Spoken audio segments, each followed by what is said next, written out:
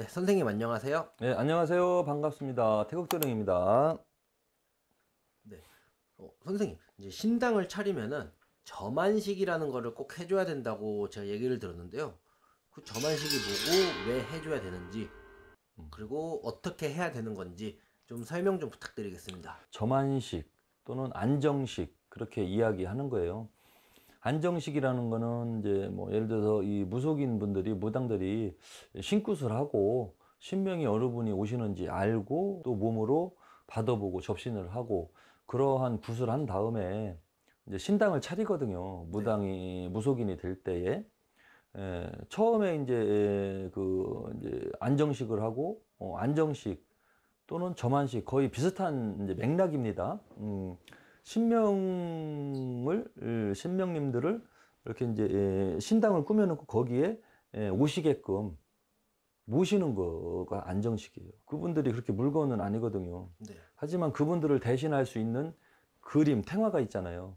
네, 그분들을 신을 보여줄 수 있는 것이 그림으로 이제 태화가 있고 또 신상물이라고 해갖고 신들을 보여줄 수 있는 그렇게 모양, 불상 같은 네, 거. 불상. 부처님의 상은 불상이고 신의 모양은 신상이고 네, 부처님의 모습을 하고 있으면 그 모습이 불상인 거죠. 이제 그런 분들을 이제 부처님을 모시든지 또는 신상을 모시든지 했을 경우에 그분들의 이제 영험함, 또 생명력을 불어넣는다. 그렇게 의미를 부여할 수 있는데 그럼 생명력을 불어넣을 때 어떻게 하느냐? 예를 들어서 그분들을 위에 분들 신령님들을 모시니까 음식을 차려야 되겠죠. 네, 높은 분들 뭐 이렇게 오시라고 해놓고 맛있는 거 좀 대접 좀 해주고 그분들이 좋아하는 거 음식이라도 좀 드리면은 좋잖아요. 오라고 해놨는데 그냥 주는 것도 없고 그냥 거기 옥수수를 물만 떠놓고 그러면은 손님을 맞이하는 그 예법이 아니잖아요. 그러니까 신명을 모시려면 음식을 정갈하게 차려야 되겠죠. 신령님들이 좋아하시는 거 과일이든 떡이든 딱 차려놓고 신상물은 이미 사다가 놨겠죠.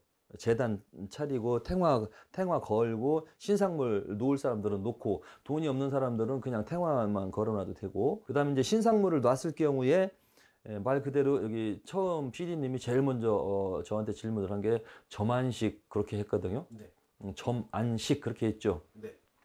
점안식이 뭐냐면 눈에다가 점을 찍어주는 의식이에요. 부정을 다 치고 오색실 그걸 오색 광명을 의미하는 겁니다. 오색 광명을 의미해서 오색실로 다 걸어 놓고 양쪽 사이드에 옥수물에다가 그거를 이렇게 내려놓고 그 다음에 부정을 쳐야 되겠죠. 부정을 치는 방법도 일반 부정 치는 거랑 다릅니다.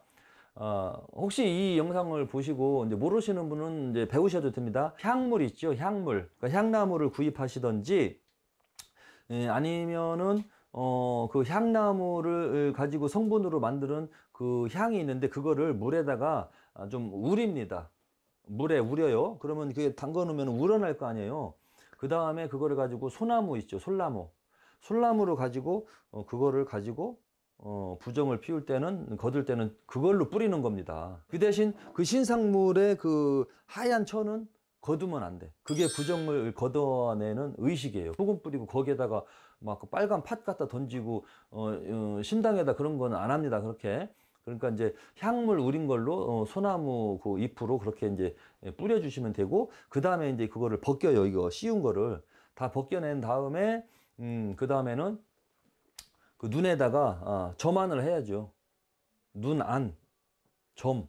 사람 눈동자가 여기 보면은 뭐 까맣게 있잖아요. 가운데에 초점이라고 하죠. 네. 예, 그 초점을 찍어주는 겁니다.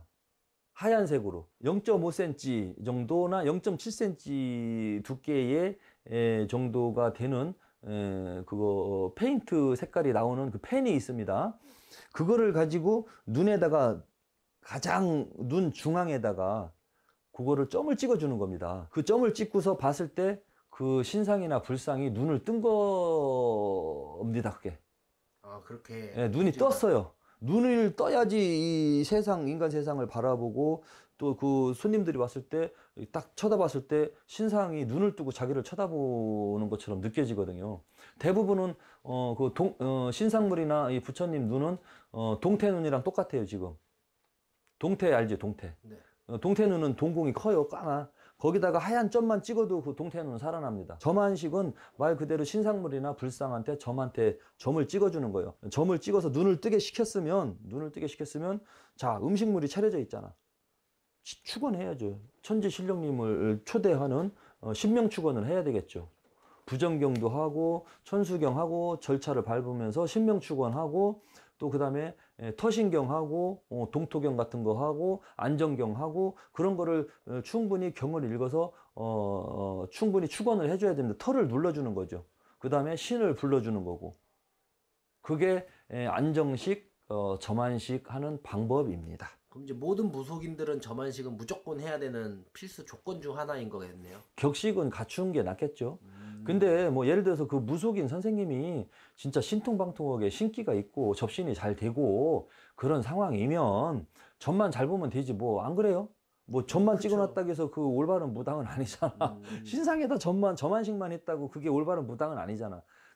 가장 중요한 건 그 무속인이 제대로 된 게 중요한 거고 그 다음에 이제 신상이나 법당도 그래도 점안식이나 안정식을 격식에 맞게 절차를 밟아서 그렇게 안정식을 해놓고 점안식을 해놓으면 그 무속인하고 통신이 더 잘 될 거 아니에요.